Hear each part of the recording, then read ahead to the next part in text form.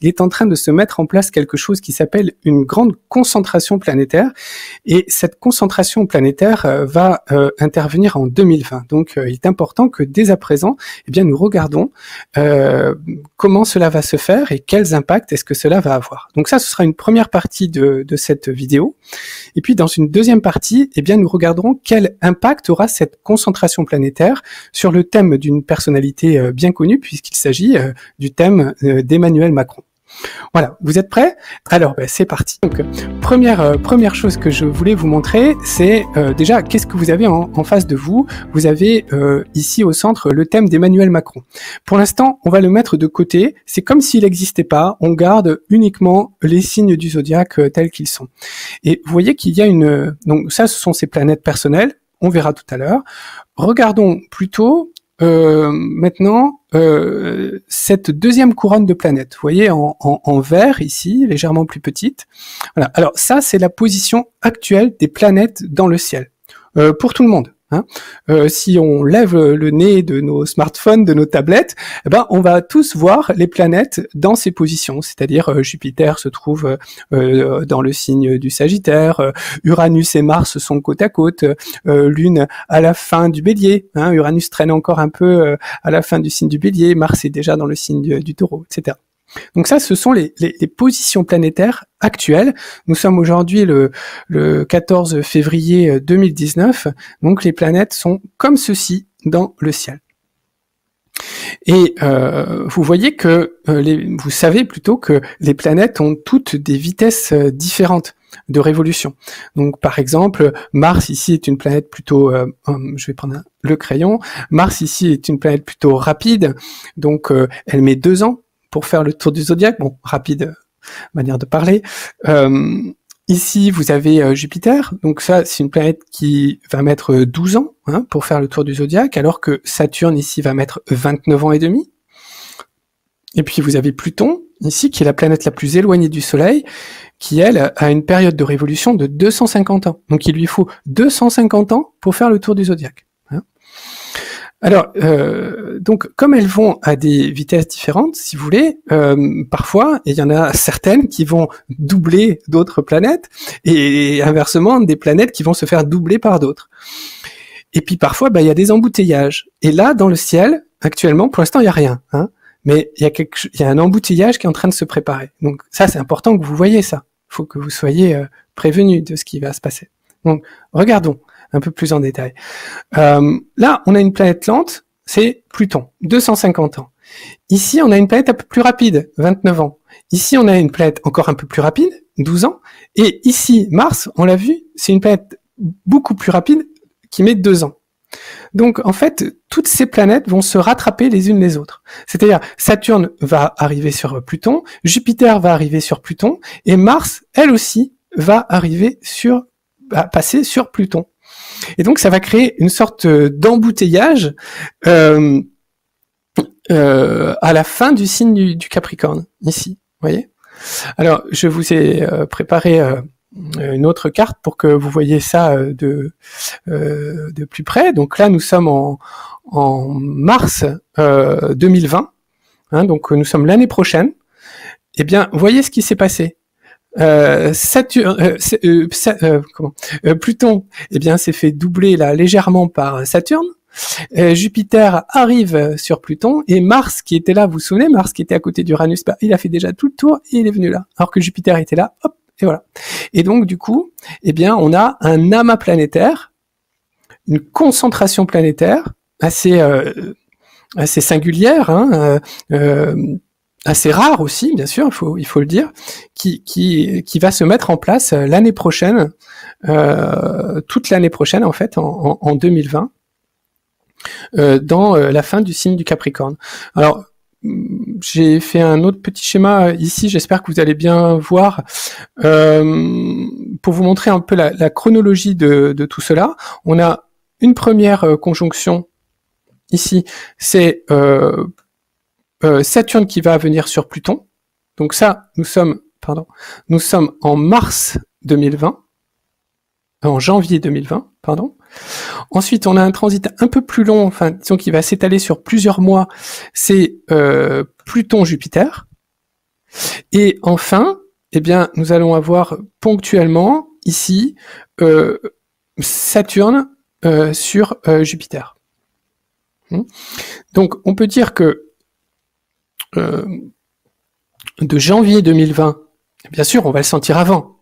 Hein, on le ressent presque déjà. En fait, on le ressent déjà. Mais le pic de la concentration va se faire entre janvier 2020 et décembre 2020. Donc facile à retenir. Finalement, toute l'année 2020 va être marquée par cette concentration planétaire, donc de 4 planètes, Pluton, Saturne, Jupiter et Mars, à la fin du signe du Capricorne. Ah bon, c'est un petit peu technique, mais on est à mi-chemin là entre l'astronomie et l'astrologie. Mais c'est important que vous puissiez bien voir ce qui va se passer. Et alors là, on en oublie une. On oublie Mars, parce que ici je ne l'ai pas représenté Mars. Mais Mars aussi va venir rejoindre cette petite cohorte de planètes et va passer donc sur la conjonction Jupiter-Pluton, donc au mois de mars. Donc nous serons ici, là. Voilà. Donc là, on peut rajouter Mars. Je ne sais pas si je peux le faire. Hop, voilà. Tac. Voilà. Ça, c'est Mars. Voilà. Donc je dirais que le pic de la concentration planétaire va être en mars 2020. Parce que là, à ce moment-là, on sera vraiment sur cette configuration. Exactement. Vous voyez ? C'est là où les 4 planètes seront les plus groupées. Voilà. Donc ça, c'est déjà important que vous compreniez cela, que vous puissiez surtout visualiser cela. Donc il va y avoir une sorte de montée en pression. Il y a dès à présent une sorte de montée en pression qui va culminer l'année prochaine. Alors ensuite, j'ai noté ici un petit plan, donc fin de cycle versus concentration. Alors j'avoue que... Ah oui, ça y est. Alors, oui, c'est ça que je voulais vous dire. Donc, pourquoi fin de cycle ? Parce que vous voyez que on voit souvent, en astrologie, on pense souvent, ah tiens, c'est une conjonction, donc c'est un début de cycle. C'est vrai. Conjonction, 2 planètes l'une sur l'autre, c'est un début de cycle. Mais juste avant, on est quand même sur une fin de cycle. Donc, si vous voulez, entre maintenant et 2020, on est sur un cycle qui se termine. Ce sont en fait un ensemble de cycles qui sont en train de se terminer. Par exemple, le cycle Pluton-Saturne, c'est un cycle de 34 ans en moyenne. 34 ans. Donc, tous les 34 ans, on a une conjonction Saturne-Pluton. Le cycle Saturne-Jupiter ici, c'est un cycle de 20 ans. C'est tous les 20 ans que nous avons une conjonction Saturne-Jupiter. Donc, en fait, oui, des nouveaux cycles vont débuter après 2020, mais jusqu'à 2020, nous sommes sur des cycles qui sont en train de se terminer. Donc, nous sommes dans des fins de cycle. Or, tous les astrologues, j'espère que tout le monde sera d'accord avec ça, mais disons que la grande majorité des astrologues, nous sommes tous d'accord pour dire que les fins de cycle, ce sont des périodes difficiles. Que ce soit sur les cycles de lunaison progressée, moi ça je vois ça tous les jours en consultation, les fins de cycle, c'est difficile à vivre. Pourquoi ? Parce que eh bien on doit y a des choses qui doivent partir, qui doivent faire de la place. Donc soit on arrive à les accompagner en conscience et on s'en détache, soit bien c'est le ciel qui s'en charge à notre place, et c'est plus difficile. Donc ça c'est les fins de cycle, toujours se dire c'est compliqué. C'est des périodes troublées, difficiles à vivre. Donc ça c'est la partie fin de cycle. Pourquoi la partie concentration maintenant ? Parce que vous voyez, en fait, ce premier cycle-là, Pluton-Saturne, et donc qui se fait en Capricorne. Donc vous voyez que Saturne est dans son domicile en Capricorne. Donc Saturne est très forte dans le signe du Capricorne, et elle va venir visiter, elle va passer sur Pluton. Alors si vous voulez, Saturne, quelle est l'énergie de Saturne? Ben, l'énergie de Saturne, c'est une énergie de contraction. Voilà, ça c'est ce qu'il faut retenir. Dans la nature, vous savez, que ce soit les végétaux ou les enfants ou les sociétés, tout grandit selon des phases de poussée et de consolidation. Donc, un enfant, il n'a pas une croissance linéaire. Il a une croissance qui est une succession de phases de poussée et de consolidation. De même, les végétaux dans la nature, tout fonctionne comme ça. Donc, ces deux énergies, c'est Jupiter, la phase de croissance, de poussée, d'expansion, et une fois qu'on a grandi, eh bien, Saturne vient venir consolider tout ça, fortifier. Donc, Saturne, c'est le principe de contraction. Alors, surtout dans le signe du Capricorne, on voit une condensation, c'est la dureté des matériaux. Il y a quelque chose qui se condense ici. Et de même, quand on regarde Pluton, vous savez, Pluton, c'est l'énergie de Pluton, c'est une énergie qui se, qui se focalise sur quelque chose. Par exemple, Pluton, c'est par exemple, c'est le métro. Alors on dit, bah tiens, pourquoi vous lisez, Pluton, c'est ça, c'est métro. Enfin, pourquoi c'est le métro? Parce que le métro, c'est un tunnel. Vous voyez? Et donc, on a comme si on réduisait son champ de vision à un faisceau très étroit. Voilà. Et donc, il y a une concentration de l'énergie, ou d'un pouvoir, ou de la vision. Vous voyez? C'est la même chose. Donc, on va concentrer tout ça dans un champ très restreint, très réduit. Et du coup, c'est très puissant, puisque ça a un champ très réduit. Vous voyez? Donc pareil pour ce qui est du laser par exemple, vous voyez, la lumière a tendance à se diffuser partout. Bon, quand on le concentre quelque part, on est dans Pluton. Alors vous voyez que finalement ces deux planètes qui sont on va dire assez contradictoires, en apparence c'est contradictoire. Parce que Saturne c'est quand même une planète de construction, une planète de terre, donc on a l'image de pierre qui s'empile d'un mur que l'on est en train de fabriquer avec du ciment et des grosses pierres, des blocs. Bon, alors que Pluton, bon c'est les cataclysmes, c'est la transformation, c'est la métamorphose, la mutation, donc ça change, etc. Oui, mais dans une conjonction, on va essayer tout ça et mélanger. Donc oui, il y a des différences, mais il y a aussi des affinités. Les affinités, en termes énergétiques, c'est un peu ce que je vous ai dit. C'est-à-dire que, c'est ce que je vous ai dit. C'est-à-dire que Pluton va focaliser. C'est d'ailleurs pour cela qu'on va trouver chez les natifs du Scorpion une tendance à focaliser sur certaines choses, à sasser, à ressasser, à avoir des obsessions. Vous voyez, c'est-à-dire on condense son faisceau de pensée, de vision, enfin peu importe, on le condense sur quelque chose. Et puis Saturne, c'est pareil, c'est la contraction. Donc vous voyez que ces deux planètes vont dans le même sens. On se contracte. Mais Saturne, on s'élève aussi. On a tendance aussi à s'élever. Donc, vous voyez, c'est contradictoire, c'est très ambivalent ce qui est en train de se passer. Parce que d'abord, on est dans la fin d'un cycle, donc quelque chose qui est en train de se finir, en train de passer, en train de se déliter. Vous savez que les fins de cycle, vous pouvez les assimiler à des phases poisson, de dissolution. Voilà, on va préparer la terre pour une nouvelle plantation. Donc, c'est en train de passer. C'est en train de passer, c'est en train de se finir. Voilà. Et en même temps, il y a une grande concentration. Alors, comment on explique ça? Donc, c'est là où le travail astrologique devient créatif, parce que il faut essayer de comprendre comment ces deux énergies peuvent se mêler. Et justement, en parlant de créatif, eh bien, j'ai une personne avec qui je discute par internet régulièrement, qui est un créateur, qui est un jeune homme qui est en train de créer un logiciel. Un logiciel d'astrologie.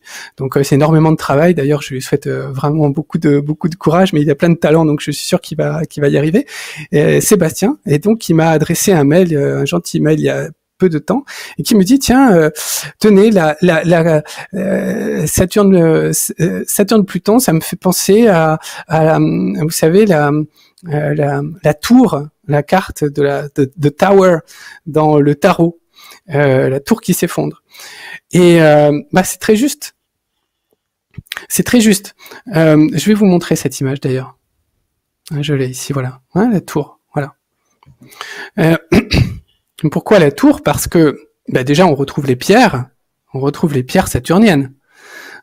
On retrouve aussi l'élévation saturnienne, c'est-à-dire la volonté de s'élever, d'édifier quelque chose de plus en plus haut. Il y a une ambition ici. Parfois, il y a aussi de l'ego qui est ici dans le fait de vouloir s'élever, les hommes qui veulent s'élever toujours plus haut, les constructions plus hautes que celles de Dieu lui-même. Donc, il y a cette notion dans la tour de construction, d'élévation et d'ambition mélangée. Mais Sébastien me faisait remarquer à juste titre, Pluton, c'est le cataclysme, c'est-à-dire la chose qui vient de l'extérieur ou de l'intérieur d'ailleurs, et qui vient détruire cela. Alors, on pourrait nuancer, bien sûr, en disant que cette action est plus une action de type uranienne. Uranus, le cataclysme, l'intempérie, l'éclair, la foudre, qui vient frapper la tour. Et on serait plus dans un carré. D'ailleurs, on sera amené à en parler tout à l'heure. On sera amené à en parler. Mais dans l'idée, il y a quelque chose. C'est assez juste en fait, ça, cette tour. Donc, vous voyez que comment est-ce qu'on peut maintenant donc mélanger, puisque en astrologie il s'agit de mélanger des éléments. Comment est-ce qu'on peut mélanger à la fois une fin de cycle et à la fois cette impression de concentration, de condensation de quelque chose?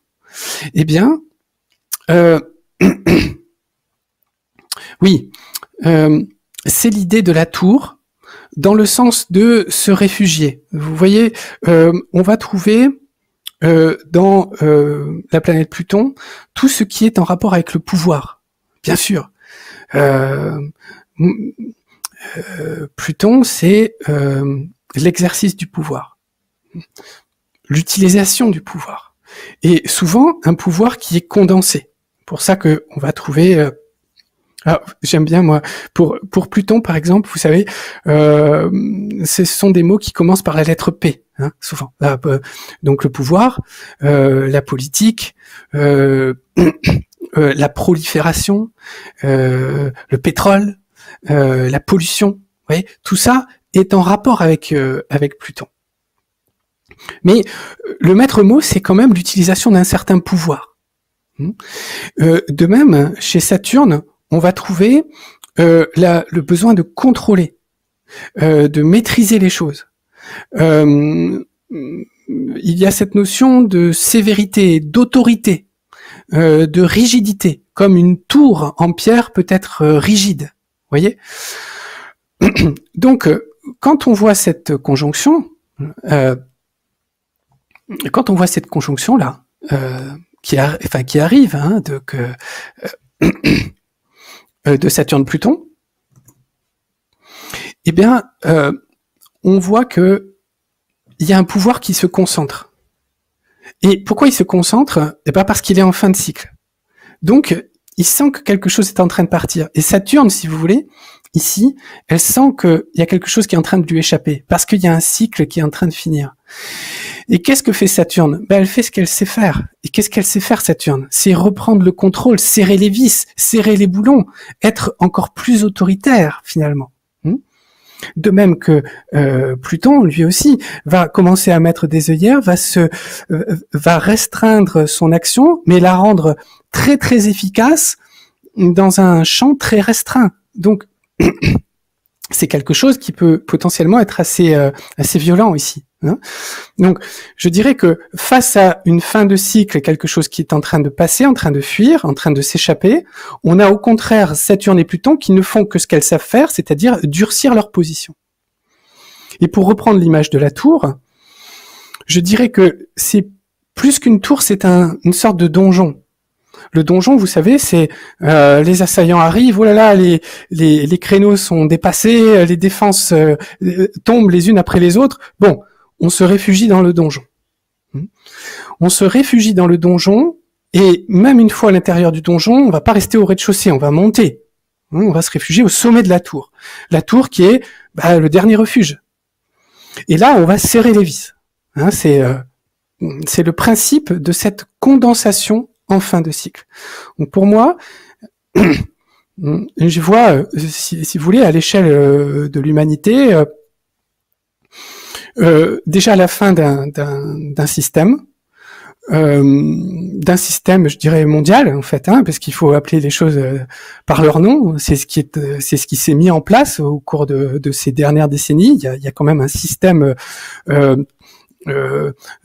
supranational financier qui s'est mis en place, qui est tenu donc ce pouvoir est contrôlé justement par un nombre très restreint de personnes. Donc on a cette condensation du pouvoir entre les mains finalement d'une minorité.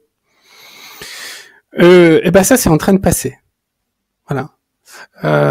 C'est en train de passer. Et donc, comment réagissent ces personnes qui sont les détentrices d'un pouvoir, de certains intérêts? Eh bien, certainement par le fait de se réfugier dans leur donjon. Le dernier bastion, qui est un bastion d'autorité, je dirais presque d'autoritarisme, parce que, encore une fois, c'est pas de la faute de Saturne et de Pluton. Elles ne savent faire que ça par rapport à ce type d'événement. Donc, elles réagissent avec leur propre nature. Alors ça va être largement amplifié par la venue ici de Jupiter. Vous savez que Jupiter en transit, c'est une planète qui va intensifier tout ce qu'elle touche. Donc si c'est bien, ça va être super bien, et si c'est si c'est négatif, ça va être franchement négatif, très difficile. Donc ici, il faut voir Jupiter. Moi, j'ai commis quand même au début dans mes consultations pas mal d'erreurs avec Jupiter en le voyant plus bénéfique qu'il n'est. Vous savez, Jupiter, le mieux c'est de voir son principe d'amplification. Avec ça, vous trompez pas. Donc Jupiter va venir amplifier, comme si, vous voyez ça, c'est un ballon, et Jupiter va venir souffler dans le ballon pour le faire grossir. Qu'est-ce qui nous manque? Il nous manque l'épingle. L'épingle, c'est Mars. Vous savez que Mars est là, actuellement, mais bientôt, elle sera ici. Donc Mars ici, c'est l'épingle qui va venir mettre le feu aux poudres, ou qui va venir percer le ballon, en fait. Mars ici, dans ce contexte saturnien, plutonien, dans le Capricorne, va venir exalter en Capricorne. Mars va venir donner une certaine violence. C'est les manifestations du pouvoir plutonien, Mars. C'est-à-dire que Pluton va trouver ici un allié au travers de Mars pour exercer son pouvoir, certainement un pouvoir un peu coercitif, en tout cas très autoritaire et probablement violent, malheureusement. Avec l'appui de la loi, Jupiter ici. C'est-à-dire que Jupiter se met dans un premier temps au service du pouvoir et d'une autorité, Saturne, et d'un pouvoir, donc Pluton, et va légitimer l'usage de la force, Mars. Qu'est-ce qui se passe?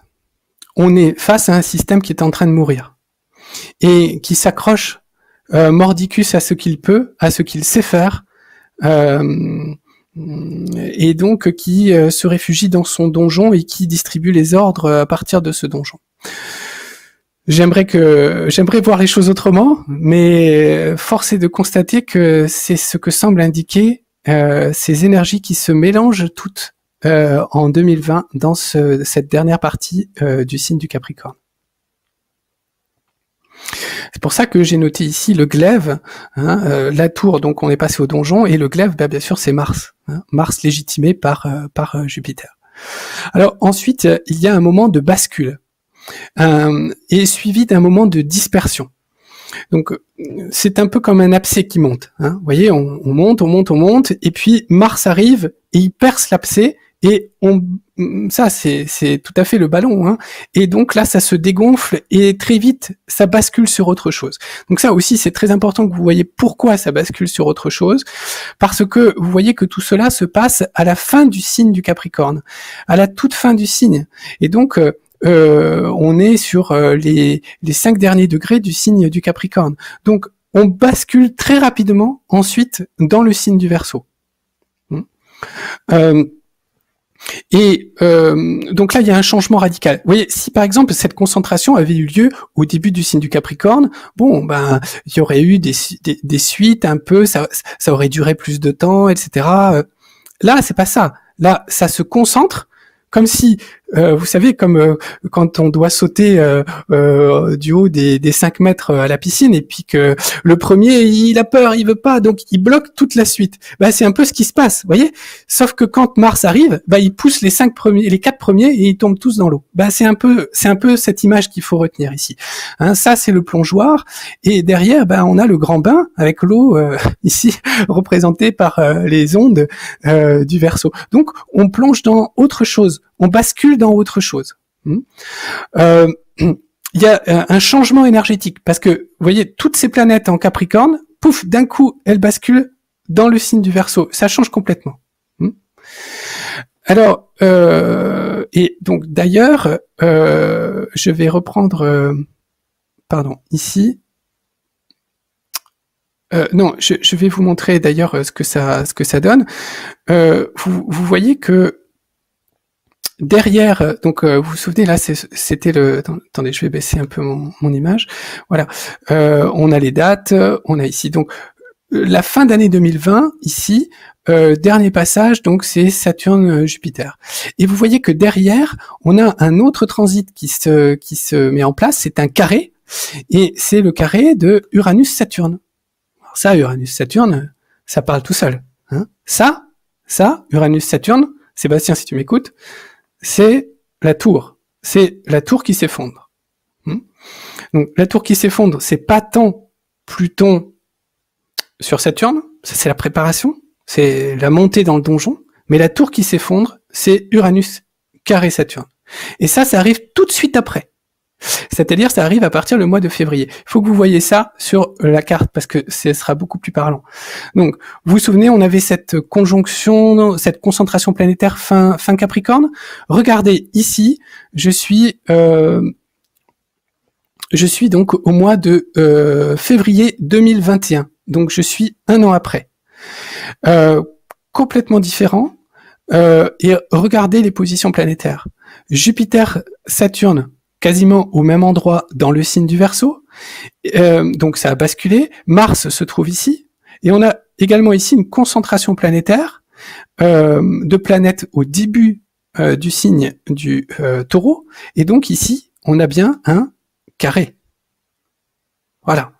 Hein, donc on a bien un carré entre Uranus, Lune Noire, Mars et Saturne, Jupiter. L'important dans ce carré, c'est surtout Uranus carré Saturne. Voilà, ça c'est l'effondrement de la tour.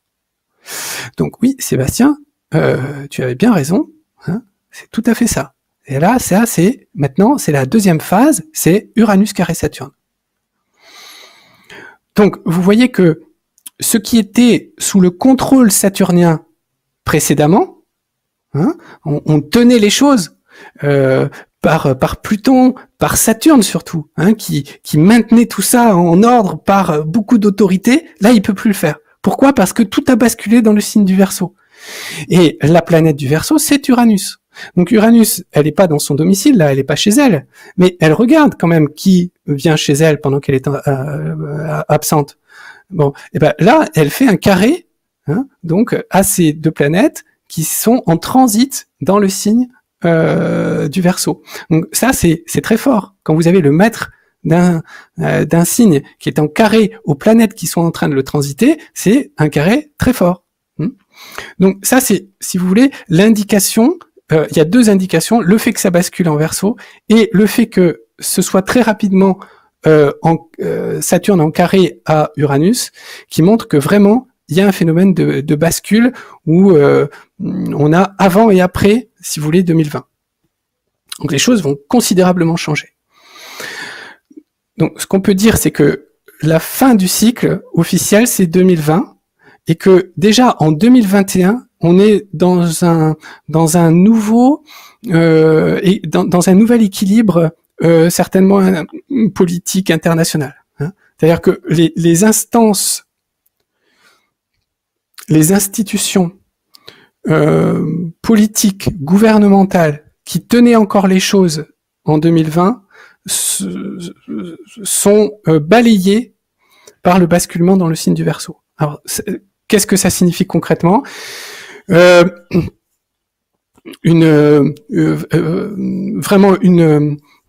un effondrement. Hein, un effondrement peut être un effondrement d'un système. Voilà, ça c'est ce qu'il faut retenir. Donc après qui se décline sous différents domaines, un effondrement d'un système politique, l'effondrement d'un système étatique. Au sens des institutions d'un État, par exemple d'une république, hein, la 5e République, voilà, là, ça s'effondre. D'un système économique aussi, c'est-à-dire le capitalisme mondialisé tel qu'il est aujourd'hui et tel qu'il est finalement depuis 2020 hein, à peu près, avec l'euro, tout ça. Alors oui, pourquoi aussi ? Parce que vous voyez ce couple-là, Jupiter-Saturne, traditionnellement, si vous voulez, dans la littérature de l'astrologie mondiale, c'est le cycle qui correspond à la construction de l'Europe. Donc la dernière conjonction, c'est la conjonction marquante, c'était 1981, vraiment. C'est une étape importante dans la construction européenne. Et après tous les carrés, donc tous les 5 ans, si vous voulez, 86, c'est l'acte unique européen. 92, c'est le traité de Maastricht. Ouais, là, on est dans l'opposition. En 97, c'est Amsterdam. En 2001, c'est le traité de Nice. Vous voyez, en 2001, pareil, c'est le début de l'euro, de la monnaie. Hein. Donc, il y a beaucoup de choses. Quand par exemple, il y a des auteurs comme Barbeau, comme Luc Biget qui en ont parlé, mais surtout Barbeau pour ce cycle-là, hein, de Jupiter-Saturne. Vraiment, c'est le cycle de l'Europe. Donc, on voit aussi que il y a toute une phase de la construction européenne qui aussi arrive en fin de cycle. Alors, bien sûr, on peut dire, voilà, oui, mais bien sûr, c'est un nouveau cycle aussi qui débute. C'est un nouveau cycle, mais il y a tout un cycle de 20 ans, donc qui a commencé en 2000, qui se termine. Qu'est-ce qui a commencé en 2000 ? L'euro, tous les comment dire, la constitution européenne qui s'est de plus en plus étoffée. Hein, à partir de ces dates, bon, donc tout ça risque d'être véritablement fortement remis en question. Donc il y a véritablement un effondrement d'un système politique, financier, étatique. Alors, donc ça c'est important. Hein. C'est sûr que c'est pas rien. Quand on regarde maintenant une phase chaotique, pourquoi ? Parce que derrière, évidemment, on est dans une phase Verseau, c'est-à-dire que les frustrations qui ont été accumulées dans la phase Capricorne se libèrent brusquement. Et forcément, ça génère une certaine violence. Hein. Donc, je pense que je redoute déjà l'année 2020, surtout la deuxième partie de l'année 2020, parce qu'avant on est sur la montée en pression, ouais, mais après il y a une forte libération et il y a une perte de repères. C'est-à-dire les repères saturniens n'y sont plus. Hein. Du coup, c'est la porte ouverte à certainement de la violence. Comme toute révolution finalement commence par engendrer de la violence, hein, comme vous savez après la Révolution française, la terreur qui s'était mise en place, donc ces années qui étaient pourtant axées vers la liberté au départ et qui finalement se sont retournées être des années extrêmement violentes. C'est un peu ce principe-là. Et une recherche de nouveaux repères. Alors, quel impact sur Emmanuel Macron? Je l'ai pas choisi au hasard. Déjà, c'est un homme politique, c'est un dirigeant au niveau mondial, et il incarne donc beaucoup de choses. Eh bien, son thème va être fortement impacté par cette concentration planétaire. Donc ça, c'est évident. Quand on se souvient que son ascendant, eh bien, se trouve ici. Vous voyez qu'il est en 26 degrés donc du signe du Capricorne, et que cette concentration planétaire va avoir lieu pratiquement sur son ascendant. Donc, qu'est-ce que ça veut dire? Ça veut dire qu'il va être un acteur et non pas un simple spectateur de cette concentration planétaire et des réactions qui vont avoir lieu dans les différents états. Donc il va, en quelque sorte, il va concrétiser, il va synthétiser dans sa personne et dans son comportement ce qui est en train de se passer dans le ciel, en général.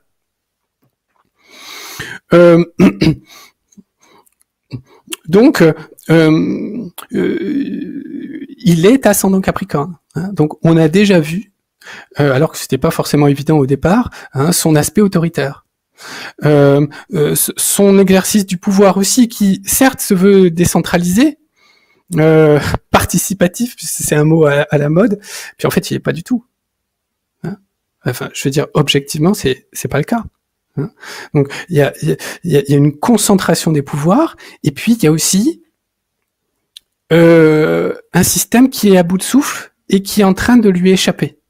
Et en tant qu'ascendant Capricorne, eh bien, il va vouloir certainement maintenir l'ordre, tenir les choses, rester en contrôle des choses. Vous voyez ?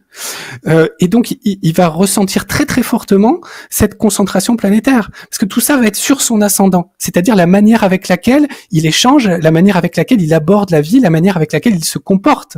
Alors pour un homme politique de cette stature, c'est très très important. Et vous imaginez le sac à dos qu'il va y avoir sur ses épaules. Saturne, Pluton, Jupiter et Mars, tout ça en même temps sur son ascendant. Donc c'est particulièrement fort. Moi, je pense que il peut, par exemple, y avoir ici une dérive autoritaire, justifiée au moins dans un premier temps par Jupiter, la loi, c'est-à-dire les violences justifient une forme de répression.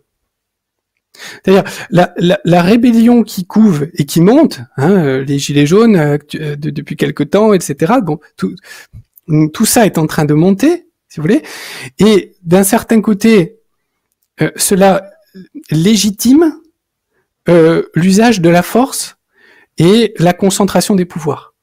Comme par exemple, des émeutes peuvent justifier un couvre-feu.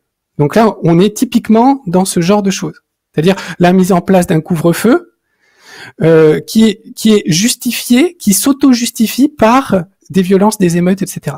Et sans s'en apercevoir, on est en train de se réfugier dans un donjon. Vous voyez ?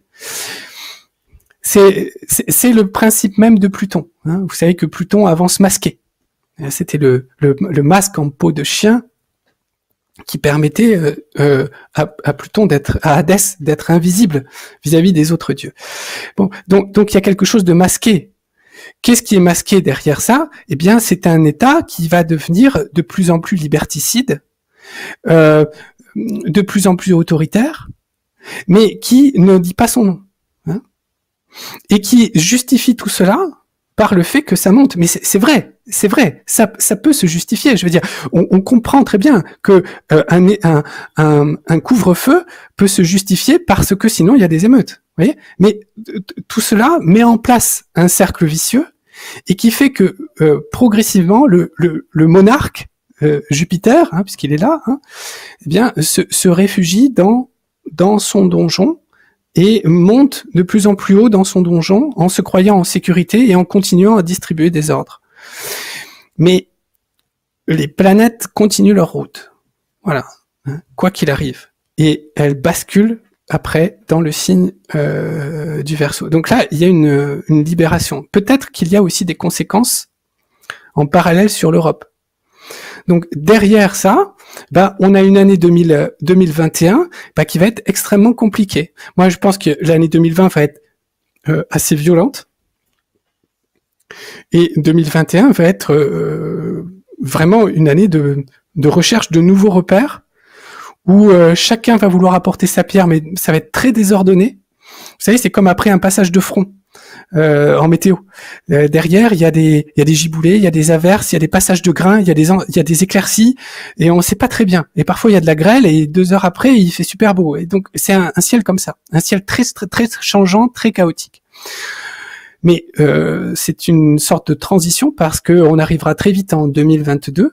2022, c'est à nouveau des élections présidentielles. Donc même 2021, vous savez, en France, maintenant, comment ça se passe? L'année avant, on est déjà dans les élections. Donc 2021, on est déjà dans les élections avec un effondrement de système et beaucoup d'attentes nouvelles de la part des citoyens. Alors vers quoi est-ce que cela va se tourner? Ça, il faudra revoir les transits pour après, justement, 2021. Nous n'en sommes pas là. Hein. Nous sommes encore dans cette phase de l'abcès qui monte avant de d'être crevé, je dirais, en deuxième partie d'année 2020.